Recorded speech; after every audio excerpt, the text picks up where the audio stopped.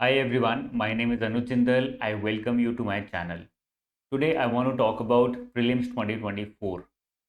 Prelims की तैयारी करने से पहले बहुत सारे students, in fact majority students past year papers को या तो completely इग्नोर कर देते हैं या फिर they tend to tell themselves that they've covered past year papers when in fact they have not covered them the way it should be covered.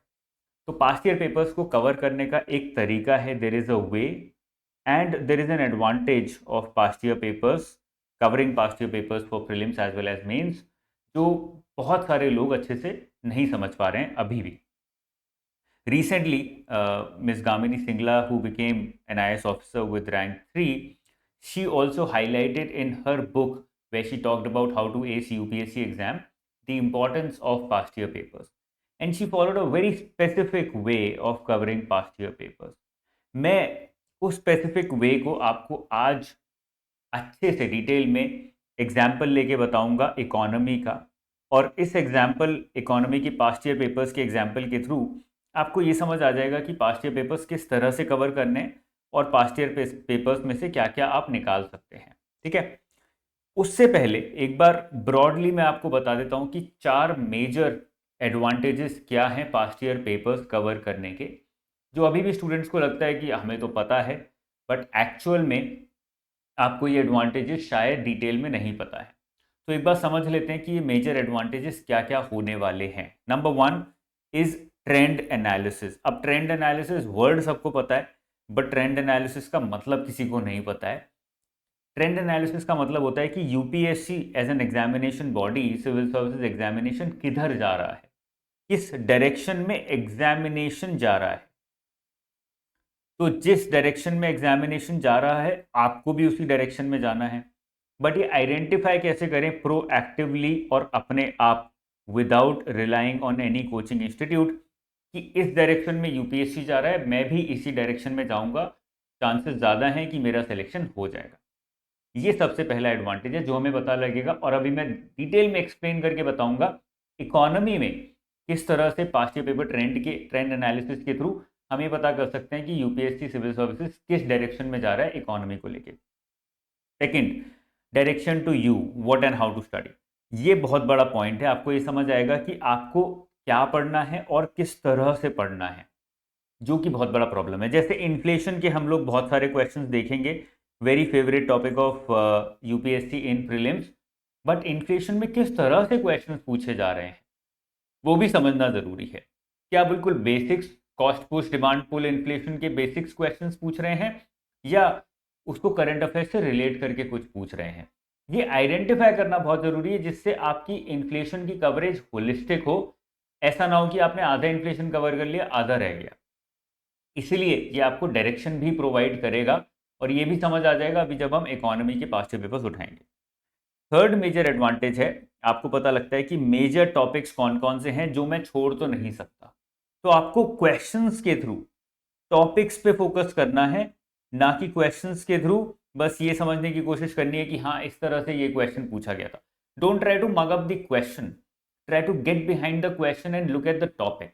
वो अभी हम देखेंगे कि कौन कौन से ऐसे टॉपिक्स हैं इकोनॉमी में जिसमें हम डिवाइड कर सकते हैं अपनी प्रिपरेशन को, और हर एक टॉपिक की रेलेवेंस क्या है वो हम कैसे आइडेंटिफाई करेंगे क्वेश्चंस के थ्रू. तो आपको ये समझ आ जाएगा पास्ट ईयर पेपर्स के थ्रू कि कौन से वो टॉपिक्स हैं जो रेलेवेंसी जिनकी धीरे धीरे बढ़ रही है एग्जामिनेशन में. तो उन टॉपिक्स को मैं कवर करके चले जाता हूँ. जैसे कि कोड ऑन सोशल सिक्योरिटी, इसके ऊपर लास्ट 2-3 साल से क्वेश्चंस आ रहे हैं. At the same time labour laws के ऊपर क्वेश्चंस आ रहे हैं. मेटर्निटी बेनिफिट जो कि लेबर लॉस के अंदर आ जाता है, उसके ऊपर एक क्वेश्चन तो हर साल आ रहा है. तो हमें ये दिख रहा है अब पिछले 3-4 साल से कि सोशल सिक्योरिटी, लेबर लॉज, इन सब के पीछे यूपीएससी थोड़ा इंटरेस्ट ले रहा है. कुछ नहीं तो एक क्वेश्चन तो आएगा ही आएगा, 2-3 क्वेश्चन भी बन सकते हैं फ्यूचर में जाके. हमें पता लग गया कि ये टॉपिक रेलेवेंट है क्योंकि रेगुलरली ये रिपीट हो रहा है, तो क्यों ना 1-2 दिन लगा के इस टॉपिक को कवर कर लिया जाए. और 1-2 दिन ही चाहिए, उससे ज़्यादा नहीं चाहिए आपको ये पूरा कवर करने के लिए. ये एडवांटेज होता है जब आप टॉपिक्स के पीछे जाते हो based upon prelims question paper. उसको मैं अभी आपको सिखाऊंगा इकोनॉमी को लेके, और डेप्थ में धीरे धीरे प्रीलिम्स तक हम लोग इसको कवर करने की कोशिश भी करेंगे। फोर्थ मेजर एडवांटेज जो है प्रीवियस ईयर क्वेश्चंस उठाने का, वो ये है कि आपको एग्जामिनर का माइंडसेट पता लगता है। प्रॉब्लम क्या है, हम अपना खुद का माइंडसेट जानते हैं और हमें लगता है कि this is enough to clear the examination. ये बहुत है, अगर हम पूरा सिलेबस पढ़ के जाएंगे, सब कुछ करंट अफेयर्स करके जाएंगे, this is more than enough.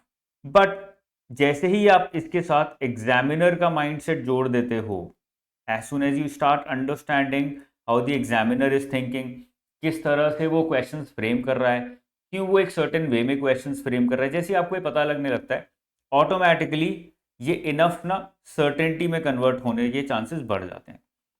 And competition बहुत हाई है, 10 लाख लोग हर साल एग्जाम भर रहे हैं, 5 लाख लोग एग्जाम दे रहे हैं, उसमें से 700-800 सीट हैं। तो enough is not enough, you have to move towards certainty. जितने ज़्यादा आप एफर्ट लगा सकते हो सर्टेनिटी की तरफ जाने के लिए, उतना लगाना ज़रूरी है। और ये बहुत ज़्यादा टाइम कंज्यूमिंग प्रोसेस भी नहीं है, इट्स एन ईजी प्रोसेस। अगर ऑर्गेनाइज तरीके से करोगे तो it's very much possible to get into the mind of the examiner. और जैसे ही आपको एग्जामिनर का माइंडसेट पता लगेगा, automatically your preparation will become better and better.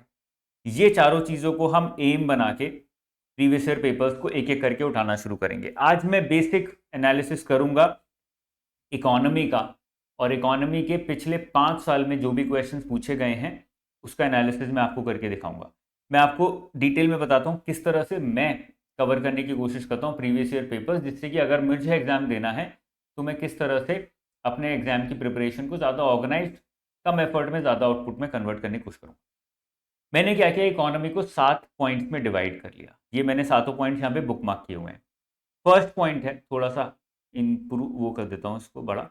First point है जिसमें मैंने एनसीईआरटी के बेसिक्स उठाए हैं फर्स्ट पॉइंट के अंदर, और एनसीईआरटी बेसिक्स में मैंने मेजर फोकस किया है मैक्रो इकोनॉमिक्स के ऊपर।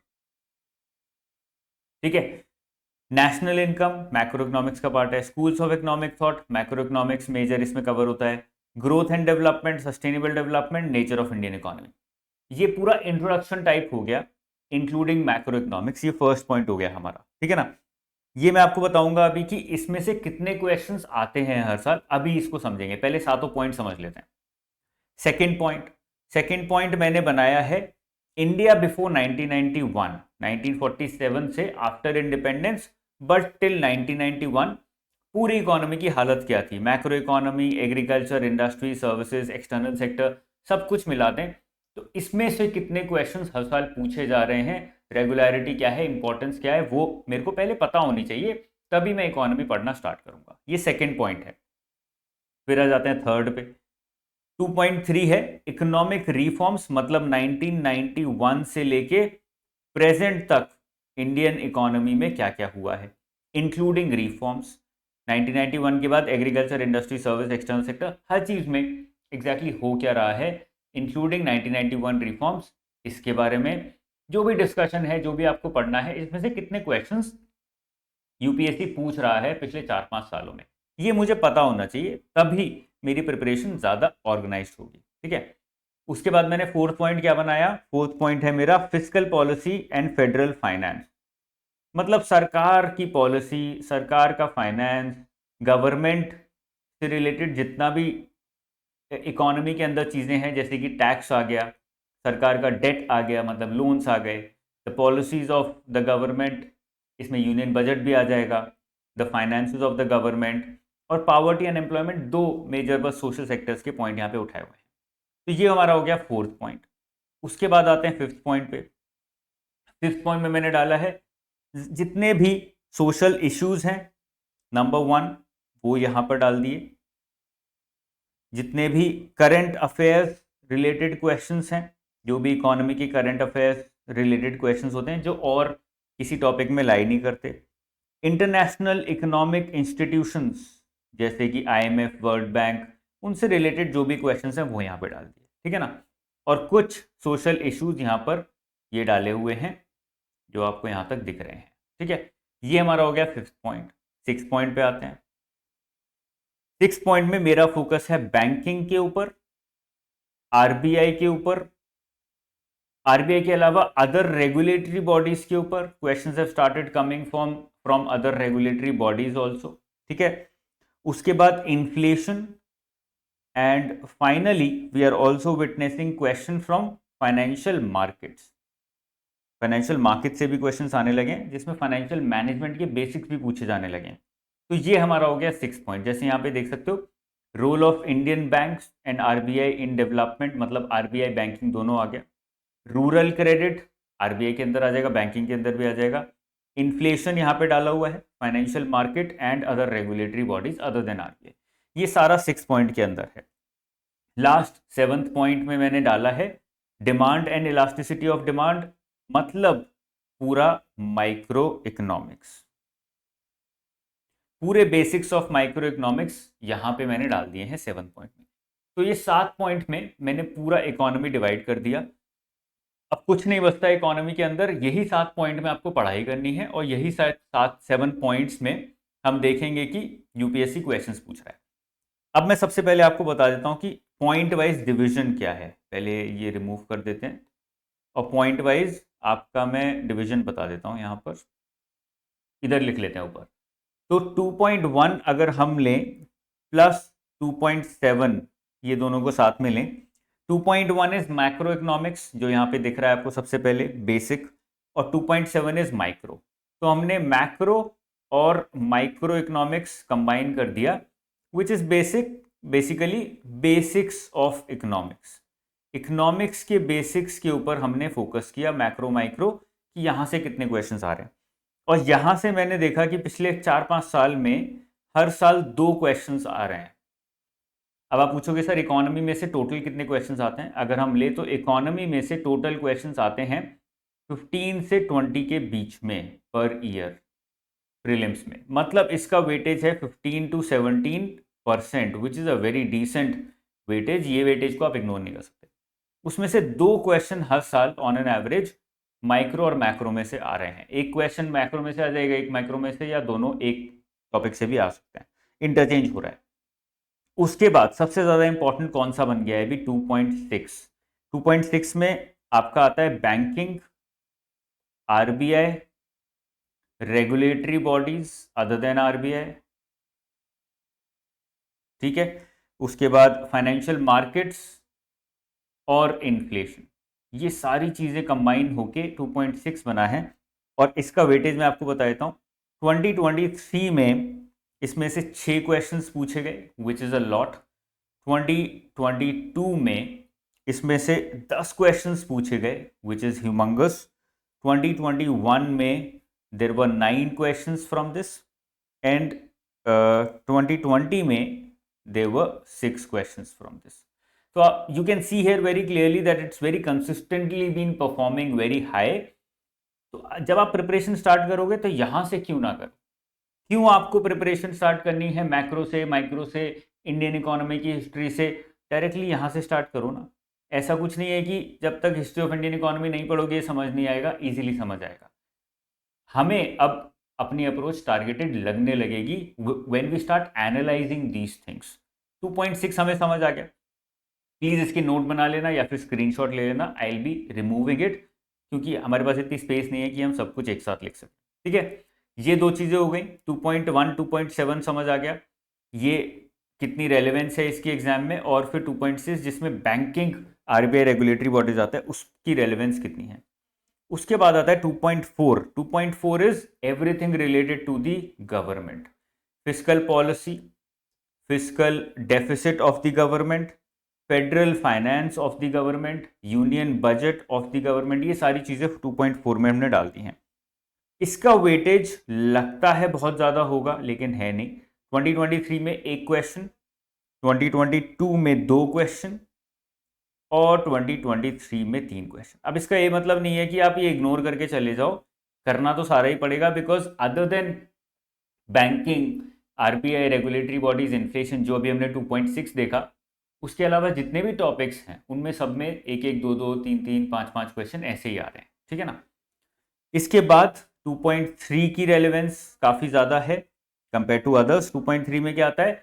रिफॉर्म्स 1991 के बाद अभी तक, प्रेजेंट तक रिफॉर्म्स जितने भी हैं वो सारे यहाँ पर आ जाते हैं। ठीक है, 2.3 इसमें 2023 में वेटेज था 3 क्वेश्चंस, 2022 में वेटेज था 2 क्वेश्चंस एंड 2021 में there was not even a single question, but 2020 में the weightage was very high 8 questions. मतलब 2020 में रिफॉर्म्स और उसके बाद जो भी अभी तक हुआ है उस पर बहुत सारे एक साथ क्वेश्चंस पूछ लिए गए। हो सकता है ये फिर से रेलेवेंट बन जाए, इसके लिए इसकी इंपॉर्टेंस अभी भी काफ़ी ज़्यादा है। उसके बाद आ जाता है 2.5। 2.5 में हमने क्या डाला था, सोशल इश्यूज। अब यहाँ पे स्कीम से क्वेश्चंस काफ़ी आते हैं हर साल। उसके बाद करंट अफेयर्स, करंट अफेयर्स तो हमेशा रेलेवेंट रहता ही है। उसके बाद इंटरनेशनल इकोनॉमिक इंस्टीट्यूशन, जितने भी नेशनल इकोनॉमिक इंस्टीट्यूशंस हैं ये बहुत ज़्यादा रेलेवेंट है। 2023 में देयर वर 5 क्वेश्चंस, 2021 में देयर वर 1 क्वेश्चन एंड 2020 में अगेन देयर वाज 1 क्वेश्चन। तो इसकी रेलेवेंस बढ़ गई है पिछले 1-2 सालों में, स्पेशली 2023 में। 2022 में देखो एक भी नहीं था, बट इसको इग्नोर करके जाते तो गड़बड़ हो जाती 2023 में। और लास्ट जो हमारा आ जाता है जिसकी रेलेवेंसी सबसे कम है अभी के लिए, वो है 2.2, जिसमें हमने डिस्कस किया 1947 से 91 में सब कुछ रिफॉर्म्स चेंजेस जो भी कुछ हुआ 1947 से 91 के बीच में। इसमें लास्ट क्वेश्चन आया था 2019 में, देवर 2 क्वेश्चन, उसके बाद क्वेश्चन नहीं आया है। तो देखो जब हमने ये ट्रेंड पकड़ा तो हमें समझ आ गया कि इन 7 टॉपिक्स में से मुझे सबसे पहले 2.6 करना है, उसके बाद मैं ये भी उठा सकता हूँ क्योंकि इसकी रेलेवेंस काफ़ी है 2.5, 2.3 की रेलेवेंस बहुत है विच इज़ 1991 टू प्रेजेंट, लेकिन आपको ये करना है तो 2.2 भी करना पड़ेगा, तो इसलिए इसको थोड़ा सा पीछे रख सकते हो। 2.6 करने के बाद जिसमें banking, RBI, development, regulatory bodies आती हैं, उसके बाद 2.1 plus 2.7 which is macro and micro economics, वो उठा सकते हो क्योंकि वो पिछले 3-4 साल में हर साल 2-3 क्वेश्चंस आ रहे हैं, वो उठा लिया। उसके बाद गवर्नमेंट वाला पार्ट उठा लिया जिसमें physical policy, physical deficit, federal finance, union budget government से रिलेटेड है, उसमें भी रेगुलरली आ रहे हैं। फिर 2.2 और 2.3 साथ में कवर कर सकते हो क्योंकि ये एक फ्लो में चलता है, साथ में कवर करना जरूरी है। इस तरह से कवर करोगे तो आपकी प्रिपरेशन ज़्यादा अच्छी होगी, रादर देन कि बुक उठा ली और सीधा पढ़ना शुरू कर दिया। जब पूरी हो गई किताब तब सोच रहे हैं कि यार अब देख लेते हैं पास्ट ईयर पेपर्स किस तरह से क्वेश्चंस आते हैं। अब ये तो मैंने एक बहुत छोटा सा एनालिसिस किया है which is a part of bigger analysis जो हमें रेगुलरली करना है when we are looking at any kind of previous year paper. मैंने इस प्रीवियस ईयर पेपर्स के एनालिसिस में डिफरेंट क्या किया है ये मैं आपको दिखा देता हूँ। सबसे पहले अगर मैं यहाँ पे उठाऊंगा 2.1, कोई भी क्वेश्चन उठाऊंगा, 2022 का ये क्वेश्चन है, 2023 में यहाँ से क्वेश्चन नहीं आया था, तो मैंने हर क्वेश्चन के एक्सप्लेनेशन को 4 पार्ट में डिवाइड किया है। First part is knowledge, second part is common sense, third part is elimination and fourth part is smartness. Knowledge का मतलब है आपको इसमें क्या क्या, what all knowledge was required and to what extent knowledge was required, वो यहाँ पे डिस्कस किया जाता है। Common sense, how much was the role of common sense in answering this question। तो बहुत सारे लोग ना अजीब अजीब से कॉमन सेंस लगाते हैं, ऑल आ गया तो एलिमिनेट कर दो, ओनली आ गया तो एलिमिनेट कर दो, इट वर्क्स, बट ब्लाइंडली उसको फॉलो करोगे तो कई बार वो बैकफायर करता है, इसलिए ज़बरदस्ती उसके पीछे भागना नहीं है। Use your common sense rather than trying to run after trends. ऐसे जो ट्रेंड्स हैं ना ये फेक होते हैं सारे, कि जितने भी एक्सट्रीम सिचुएशंस हैं सब एलिमिनेट कर सकते हो to some extent, but it will not guarantee your success in prelims all the time, तो उसके ऊपर रिलाई नहीं कर सकते आप। ठीक है, ये सब मैंने कॉमन सेंस में बताया है। एलिमिनेशन में ऑप्शंस में से क्या क्या ऑप्शंस आप एलिमिनेट कर सकते हो वो समझना बहुत ज़रूरी है, वो यहाँ पे एक्सप्लेन किया गया कि हर क्वेश्चन में किन ऑप्शंस को एलिमिनेट कर सकते थे, अगर एलिमिनेशन ट्रिक नहीं चलती तो क्या करते, वो सब एक्सप्लेन किया हर क्वेश्चन के answer. And last is smartness which is future oriented, मतलब मैंने हर क्वेश्चन में ये भी बताया है कि भाई इस क्वेश्चन के थ्रू आपको क्या लर्निंग मिलती है विद रिस्पेक्ट टू टॉपिक, और फ्यूचर में क्या करना है उस क्वेश्चन को यूज करके। How to use the question in the future, ये बहुत इंपॉर्टेंट हो जाता है क्योंकि हम क्वेश्चन पढ़ लेते हैं, आंसर समझ लेते हैं, बट हमें ये नहीं पता होता कि इसको फ्यूचर में यूज कैसे करना है। इसलिए स्मार्टनेस का रोल बहुत बड़ा है, क्योंकि प्रीवियस ईयर पेपर्स पढ़ने का कोई फायदा नहीं है if you are not able to use those previous year papers for your examination जो कि आगे आने वाला है। तो फ्यूचर ओरिएंटेड स्टडी करना बहुत ज़रूरी है, तभी सिलेक्शन आपका होगा। ठीक है, अब हमने ये समझ लिया है कि हर क्वेश्चन के आंसर का स्ट्रक्चर किस तरह से है, और अपने थॉट प्रोसेस को भी इसी तरह से स्ट्रक्चर करोगे, automatically you will be able to use the previous year papers better. अब मैं यहाँ पे कुछ क्वेश्चंस उठा लेता हूँ टू हेल्प यू अंडरस्टैंड कि अलग अलग चैप्टर्स में से, जैसे 7 पॉइंट यहाँ पे बनाए थे, आपको किस तरह से यूज करने हैं ये 7 points in order to analyse previous year papers. सबसे पहले तो every day you get up, immediately after getting up, just go through some previous year questions. It should be like a bible to you. This is what Ms. Gamini Singla also used to do. Immediately after getting up, fresh हुए, सबसे पहले previous year paper वाली book उठाई, and don't just read the question, try and understand something from the questions. और ये 4 aspect में अपने understanding को डिवाइड करोगे तो ऑटोमेटिकली आपका जो इनपुट होगा ना क्वेश्चंस के थ्रू, प्रीवियस ईयर क्वेश्चंस के थ्रू, वो ज़्यादा अच्छा होगा, अदरवाइज लर्निंग नहीं ले पाओगे। तो फर्स्ट क्वेश्चन अगर हम उठाएं 2022 में पूछा था 2.1 में से, विच इज मैक्रो इकोनॉमिक्स, अगर हम शॉर्ट में इसमें यहाँ पे डिफाइन करें।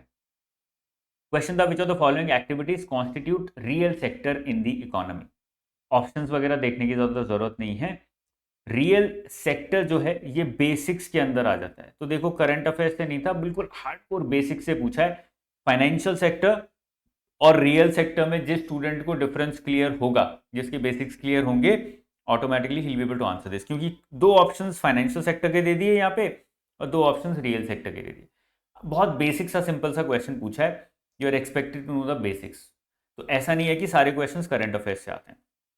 सेकंड क्वेश्चन 2018 में पूछा था मैक्रो के अंदर, increase in absolute and per capita real GNP do not connote a higher level of economic development if.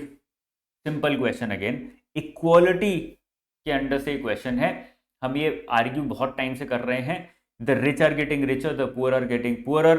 तो हम पर कैपिटा इनकम अगर हमारी बढ़ भी रही है, पहले लेट से $1900 थी, अभी वो पर कैपिटा इनकम $5000 भी पहुंच गई है फॉर एग्जाम्पल, अगर, तो भी it does not mean that everybody is growing, everybody is flourishing, everybody in India is doing well, India as a whole is doing well। क्यों? क्योंकि पर कैपिटा इनकम तो बढ़ गई है, पॉपुलेशन से डिवाइड कर दो टोटल जीडीपी को, पर कैपिटा तो अच्छी आ गई, but let's say top 1% of the people hold 50% of the income, 50% of the wealth, and bottom let's say 50% of the population holds only 1% of the wealth. तो इसमें ये per capita income का जो formula है, जो कैलकुलेशन है, इसमें problem है कि वो इक्वालिटी को मेजर नहीं करता। यही बेसिक अगर आपके क्लियर हैं तभी आप इस क्वेश्चन को आंसर कर पाओगे। अगेन जो फोकस था वो बेसिक पे है, इससे हमें पता लग रहा है कि मैक्रो में बेसिक्स पे फोकस ज़्यादा है, ये हमें लर्निंग मिल रही है। तो जब भी मैक्रो पढ़ो तो सबसे पहले बेसिक्स अपने स्ट्रॉन्ग करो, फिर उसको करंट से कनेक्ट करने की कोशिश करना। ये देखो एक बहुत बड़ी लर्निंग मिली है हमें यहाँ पे। ऑप्शंस देखें, पॉवर्टी एंड अनएम्प्लॉयमेंट इंक्रीज, ये कुछ ऑप्शन का आंसर आया है यहाँ पे। एप्लीकेशन बेस्ड क्वेश्चन है। Multi dimensional non monetary social indicators की इंपॉर्टेंस यहाँ पता लगती है, बिकॉज पर कैपिटा इनकम जो है वो उसको रजिस्टर नहीं करता। बेसिक सा क्वेश्चन था।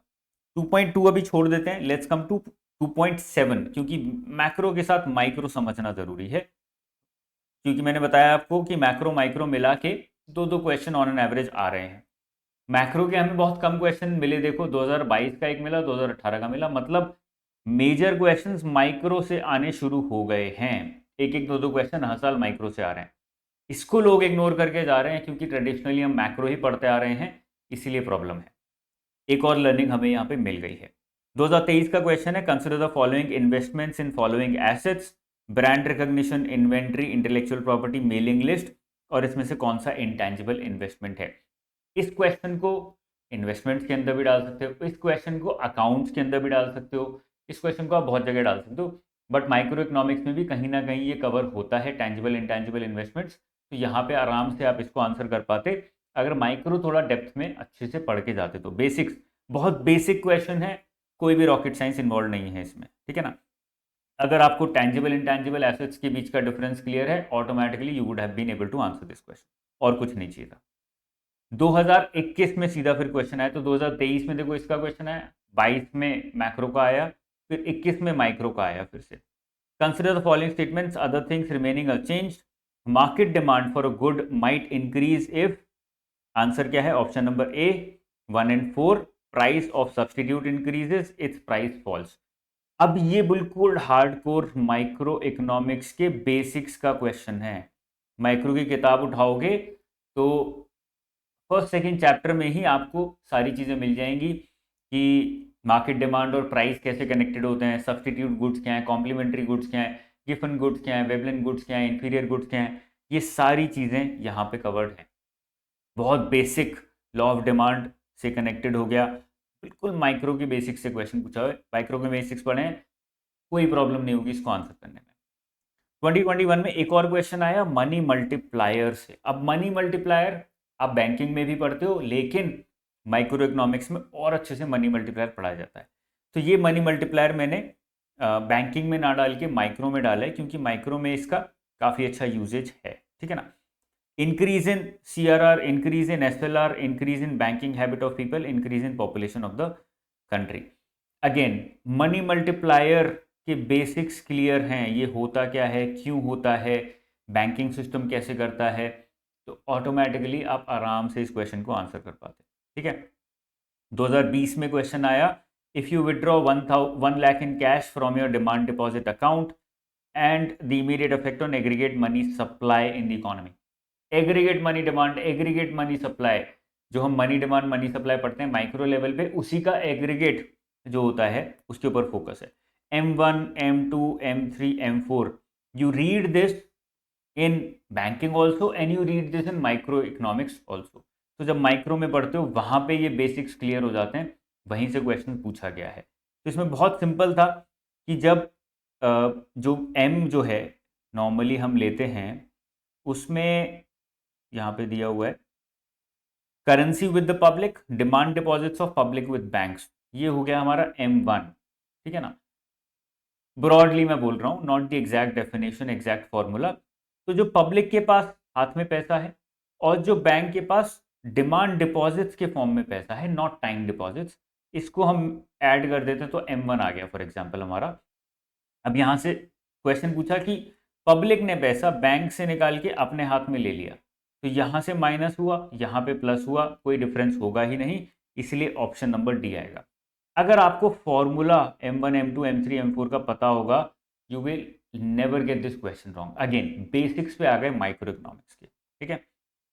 ये सेम क्वेश्चन था 2018 में, फिर सीधा क्वेश्चन पूछा है अपॉर्चुनिटी कॉस्ट का। अपॉर्चुनिटी कॉस्ट कहाँ आता है? माइक्रो इकोनॉमिक्स में। मैक्रो में आपको अपॉर्चुनिटी कॉस्ट नहीं पढ़ाएंगे, बैंकिंग में नहीं पढ़ाएंगे, कहीं नहीं पढ़ाएंगे, बस माइक्रो इकोनॉमिक्स में पढ़ाएंगे। तो देखो क्वेश्चन माइक्रो इकोनॉमिक्स का एक और question, despite being a high saving economy, capital formation may not result in significant increase in output due to one of these reasons. High capital output ratio is the answer है।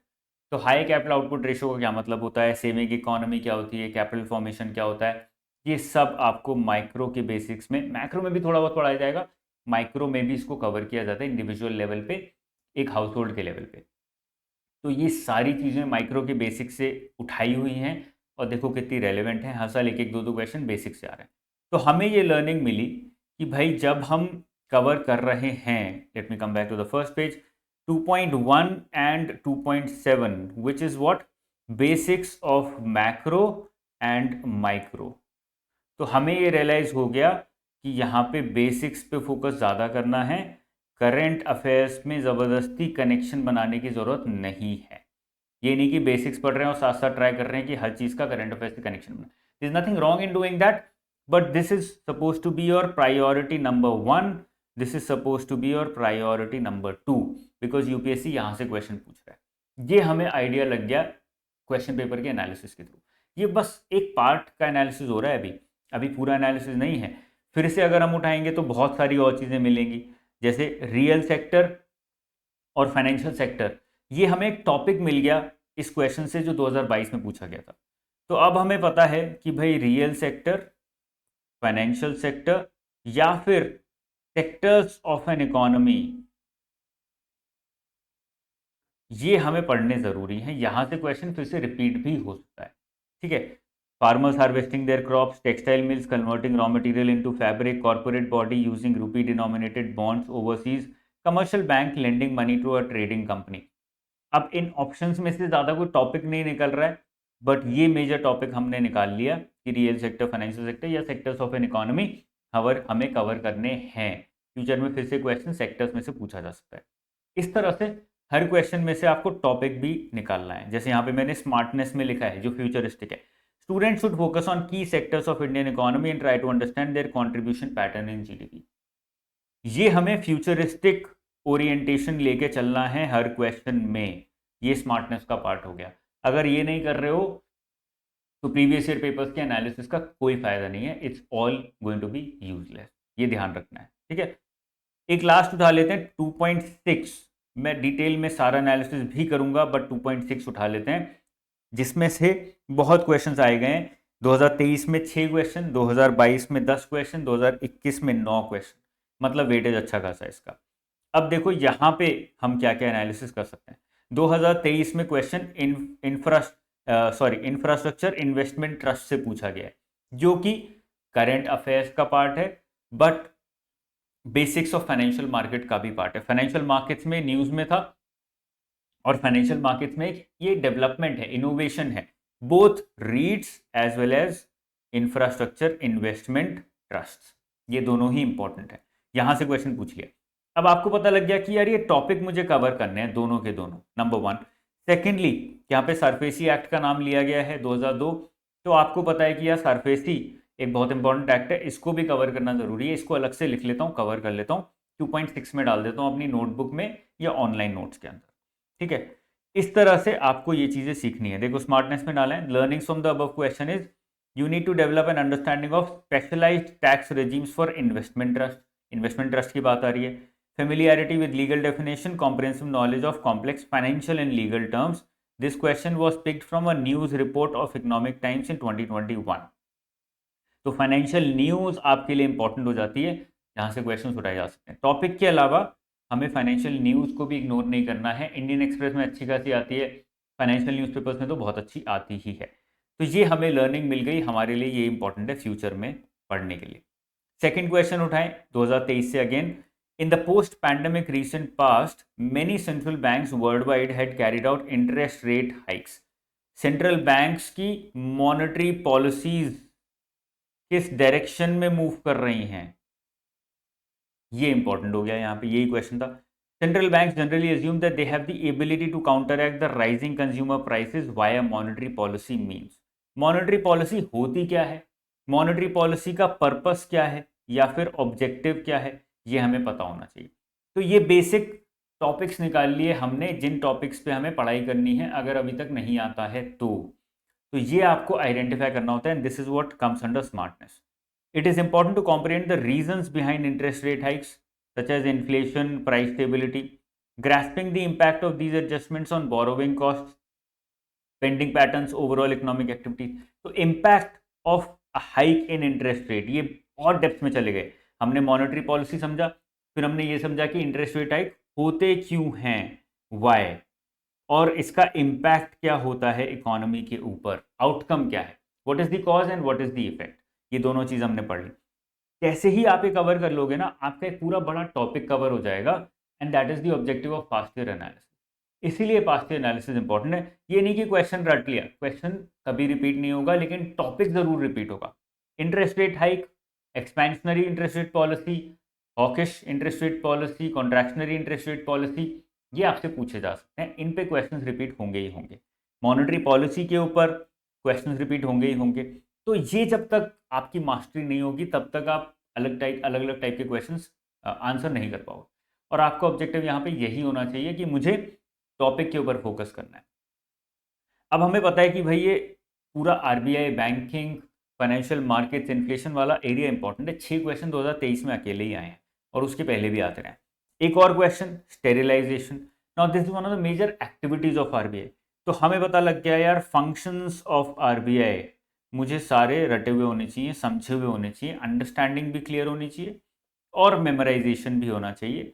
Exam में question फिर से आ सकता है functions of RBI के अंदर से। उसमें ओपन मार्केट ऑपरेशन एक फंक्शन हो गया, oversight of settlement and payment system, जिसमें payment and settlement systems act आ जाता है 2007 का। ठीक है, तो जब आप ये गूगल करोगे ऑटोमेटिकली आपको मिलता जाएगा ये सारा सामान। Debt and cash management of central and state governments function हो गया आरबीआई का। Regulating function of non banking financial institutions, NBFCs आ गए इसके अंदर। तो NBFCs is also a part of functions of RBI only, वो भी एनबीएफसीज को रेगुलेट करते हैं। बहुत सारी अदर बॉडीज भी करती हैं, regulatory bodies. NBFCs non banking system के अंदर आता है। तो आपको देखो कितने सारे टॉपिक्स मिल गए यहाँ पर जो आपको कवर करने हैं। तो this is our major objective. पहले हमने समझा कि कौन से जो मेजर टॉपिक्स हैं, जैसे कि ये बैंकिंग वाला टॉपिक है, वहाँ कौन से इंपॉर्टेंट है जहाँ से ज़्यादा क्वेश्चंस आ रहे हैं, वो एनालिसिस करके अब हम हर क्वेश्चन को समझ रहे हैं। हर क्वेश्चन के अंदर नॉलेज का कितना एस्पेक्ट है, कॉमन सेंस का कितना एस्पेक्ट है, एलिमिनेशन ट्रिक का कितना एस्पेक्ट है, और स्मार्टनेस का कितना बड़ा रोल है, वो देख रहे हैं। और स्मार्टनेस इसमें सबसे ज़्यादा इंपॉर्टेंट है, क्योंकि ये फ्यूचरिस्टिक है। यही आपको फ्यूचर में ज़्यादा नंबर दिलवाएगी, और कोई चीज़ नहीं दिलवाएगी। तो इस पर फोकस करना बहुत ज़रूरी है। ठीक है, आज का सेशन खत्म करते हैं। अभी इकोनॉमी का पूरा एनालिसिस नहीं हुआ है। मैं फ्यूचर वीडियोस में इकोनॉमी का पूरा पेपर उठाऊंगा अगले 5-6 साल का। वैसे मेरे पास 2014 से लेके 2023 तक के सारे क्वेश्चंस हैं। ट्राई करेंगे कि सारे क्वेश्चंस उठाएं एक एक करके, और आपको हर एक क्वेश्चन से क्या लर्निंग मिल रही है, कौन सा टॉपिक उठाना है, वो हम लिखते हुए चलेंगे। और वो साथ में आप लिख सकते हो, जिससे कि ऑटोमेटिकली आपको भी पता लगेगा कि प्रीवियस ईयर पेपर से मुझे क्या सीखना है और इसके थ्रू कौन कौन से टॉपिक्स कवर करने हैं। ठीक है ना? If you like this lesson, if you understood what I'm trying to tell through these analysis of past year papers, do not forget to subscribe to my channel. I'll be creating more videos on all the subjects of prelims. पूरा prelims के papers उठाएंगे एक एक करके, और अगले 5-6 महीने में जब तक prelims होगा तब तक प्रॉपर एनालिसिस पास्ट ईयर्स के थ्रू हम लोग करते रहेंगे। I'll see you very soon again. Till then, all the best. Bye bye. जय हिंद।